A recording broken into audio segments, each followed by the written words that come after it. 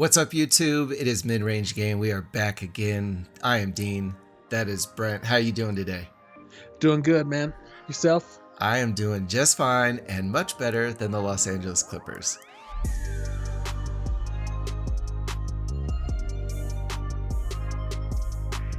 That's pretty much most of the world, huh? Yeah. The one thing I was thinking when Twitter was absolutely annihilating them was, could you imagine if this was LeBron? Because as big as it blew up for the Clippers, it would have been like 10 times as much had it happened to LeBron. Yeah.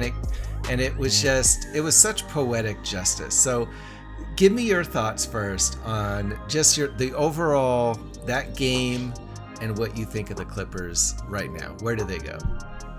So, one, the game was awesome. We said Denver couldn't go down by 16 like they did and make a comeback, and they did not. They pretty much mollywopped them jokers. Yeah, they did. Most of the game. So which one of us said that Denver was going to win? I forget.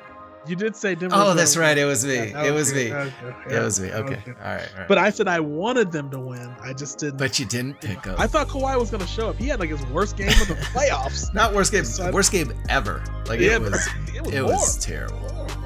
Yeah, you don't expect that of Kawhi. Paul George, he was who we thought he was. Playoff P. Yeah, pandemic P is a real thing. Yeah, he was. What it shows though to me is a lot of these teams in the recent past have been these super teams who are being built by players trying to circumvent the system, getting together in the back rooms and saying, hey, how about you and I team up? Let's make this happen. Right. They looked good on paper, but it reminds me kind of the Lakers when like Karl Malone and Gary Payton and all of them were ring chasing, and they piled on the Lakers team, and it just didn't work out like it should have. Right. And so it also proves the Nuggets. They talking about a process. You know, they didn't tank like Philly, but they've built a young squad that. I mean, the level of teamwork that they play with is just overcoming these super teams that are just trying to win on sheer talent. And just fundamentals, talent helps. You know, Jokic and Murray definitely are doing their thing. But I think those fundamentals and just playing good team ball overcomes those guys who don't have the continuity that the Nuggets have. So I think that was the Clippers' downfall, essentially, was throwing these guys together just thinking their talent would take them past. I agree, because Denver's core, and as they built onto it, has been together for several years, and they've gone through struggles, and then they broke through with coming back this year and then did it again. So it was much more organic than like LA, right? But enough credit for Denver. They get all the credit in the world. I'm here to bash the Clippers, okay? and the reason is that from the start of the season, they were puffing their chest out. Right? Mm-hmm. They had billboards up like we're like the grit and grind. We're not like shiny like the other LA team. Just like crazy stuff. Everybody on the team was kind of talking out of their what.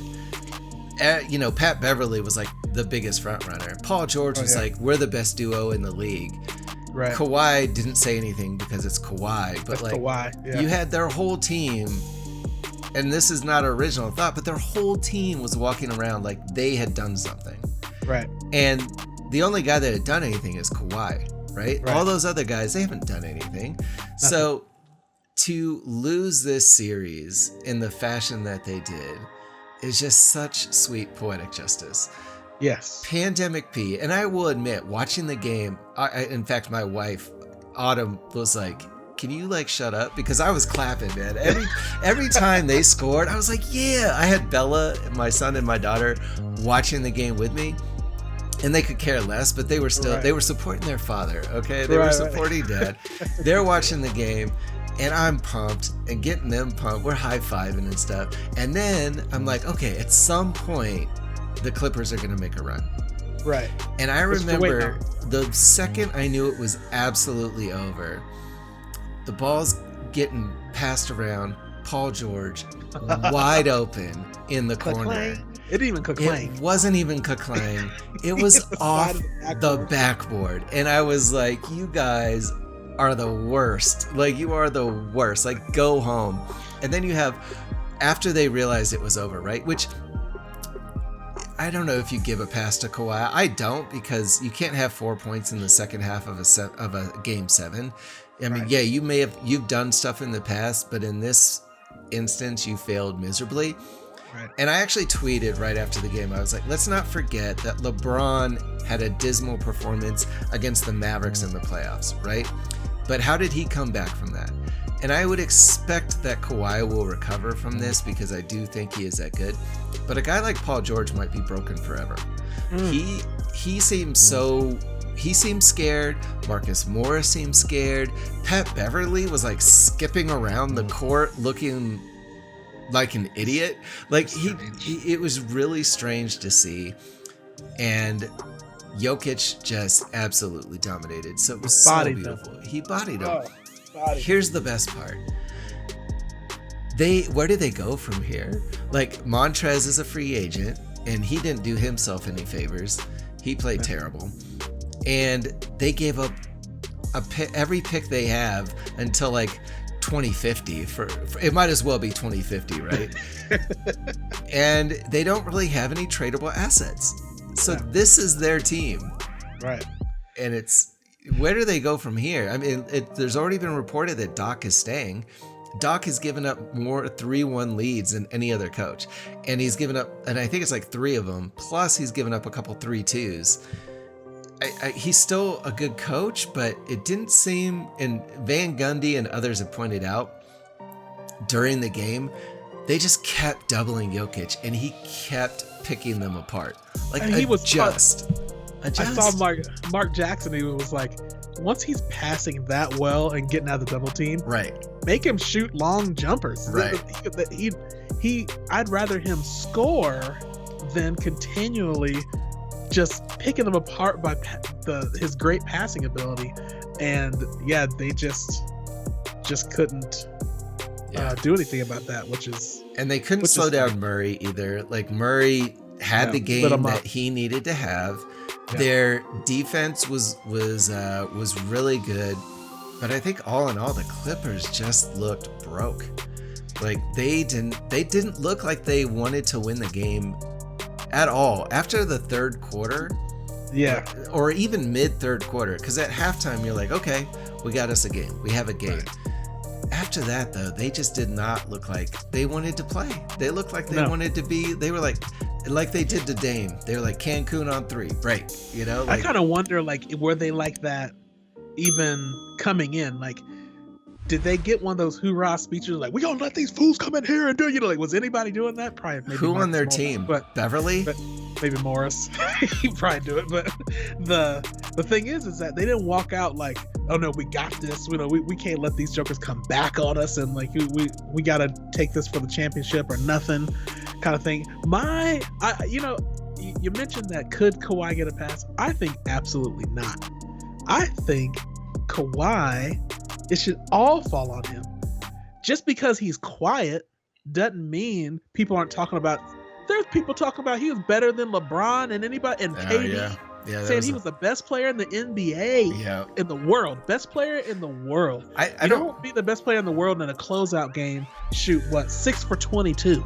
Get 14 points in a closeout game against the underdog team that weren't even on your radar. Mm-hmm. They knew you knew they'd be a gnat. That's what they, people thought Denver would be. Right. You wouldn't want to face them, but no one thought they'd beat you in a 7-game series. Right. And they didn't only beat them in a 7-game series. In the knockout dragout games, the Nuggets showed more heart. Oh yeah. Just like those Eastern. Clippers had no heart. Like those Eastern Conference Finals that are happening over on the Eastern side. How those games are just like gritty. Mm-hmm. Even like Toronto, Boston. Yeah, Toronto was. Let's be honest. Toronto was bad, but they fought. They fought. Yo, you see the Clippers, and you see the Denver come back from 16, and then they're just out there kind of like, I mean, who? And those, it's just crazy to see that team play with zero heart. They play with zero heart, and the Nuggets just outgrimed them. Just went out there, and then the last game they just The Nuggets were walking around like, even before the game, Nuggets were like, all the pressure's on them. Now, who thinks that way when you're the underdog period in the series? You came back, you have a lot of pressure on you, but the Nuggets are walking around like, we actually don't have any pressure. We're playing on house money right now. And they won. They put all their chips on the table and they won. The Clippers were scared to even throw their bet out for sure. And everybody's quick to dethrone LeBron as the best player. It's like a hobby, and the players are in on it too. Everybody wants to be like, he's not all that. It's going to be interesting once LeBron retires to see if the tune kind of changes. Right. But yeah, the Clippers, it's just so funny. It's so funny. Look what Kawhi left. Yep. He left like Siakam, who was a decent number 2 for him. Kyle Lowry and Mark Gasol with experience and a city who loved him and all that stuff. That team played with heart. Then they stood behind Kawhi and he moved to the Clippers. Yeah. For Kawhi has to be looking at Paul George like, why did I do this? Why did I come here? Everybody I called and said, come play with me. Yeah, I ended up with you. And, I think this kind of ends, and maybe they'll come back and be amazing next year, but this ends the whole, is Paul George a superstar? He's not. Yeah. He may still be a max player, but that doesn't mean he's a superstar. No. So Clippers, he has great ability. Yeah. But it just seems like in clutch moments, that stuff gets to him. You know what I mean? There's not even fans waving things and yelling at you in the crowd. He hit the backboard on the side of a shot. Yep. Like that pressure got to him. That's the only thing you can explain. Because Paul George on any other day, time in the first quarter, second quarter, third, he would never do that. He would never miss a shot that bad. But in that game, game on stuff on the line, he just ain't got it. People get tight. You could tell, even if you were like not closely paying attention, you could tell when the Clippers were shooting the ball that they were tight. All of them looked tight. So good job, Clippers. Thank you for being our entertainment. Thank you for ruining my Battle of LA video. I have to completely redo that. We got a breakdown. That's what's going to come up in the next video. So make sure you hit the subscribe button, click the notification bell so that you know when that comes out, because we're going to preview the Nuggets and the Lakers for the Western Conference Finals in our next video. Right. Brent, what do you got for our outro? What do you have? I got a nice quote from Jerry Tarkanian that may help the Clippers next time they play. He just said, the secret is to have 8 great players and 4 others who will cheer like crazy. The Clippers had neither. Neither. All right, we'll see you guys next time.